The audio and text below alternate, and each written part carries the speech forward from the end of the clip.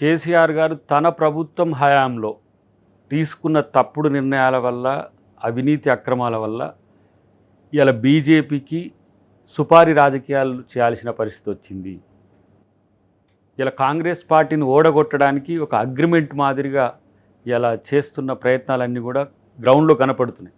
కాబట్టి రేవంత్ రెడ్డి గారు దాని మీద సీరియస్గా స్పందించిన పరిస్థితి. ఎక్కడ తగ్గుతున్నా బీజేపీ కోసమే, ఎక్కడ పెరుగుతున్నా అది బీజేపీ కోసమే.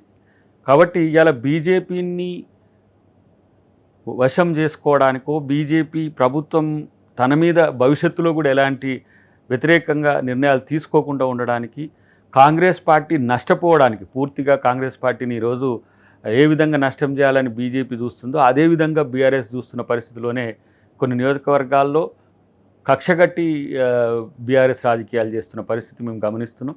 డెఫినెట్గా ఇది తెలంగాణ ప్రజలు గమనించాల్సిన అవసరం ఉంది.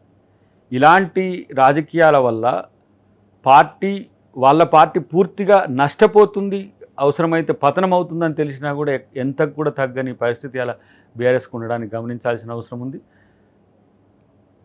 రేవంత్ రెడ్డి గారు మాట్లాడిన మాటల్లో 100% దానికి తోని వచ్చిన సమాచారంతోనే ఇలా ఇవ్వడం జరిగింది. కాబట్టి దీన్ని ప్రజలు గమనించాలని విజ్ఞప్తి. తెలంగాణ రాజకీయాల్లో బీజేపీ కోసం బీఆర్ఎస్ పనిచేయడం, వాళ్ళు ఒక పార్టీకి ఇంకో పార్టీ వేరు కానే కాదు. వాళ్ళ డిఎన్ఏ మొత్తం ఎన్డీఏలోనే ఉన్నది. కాబట్టి బీఆర్ఎస్ బీజేపీ ఇలా చేస్తున్న ఈ అపవిత్ర రాజకీయాలను ప్రజలు వ్యతిరేకించాలని, కాంగ్రెస్ పార్టీ గురించి ఆలోచించాలని చెప్పి నేను విజ్ఞప్తి చేస్తాను.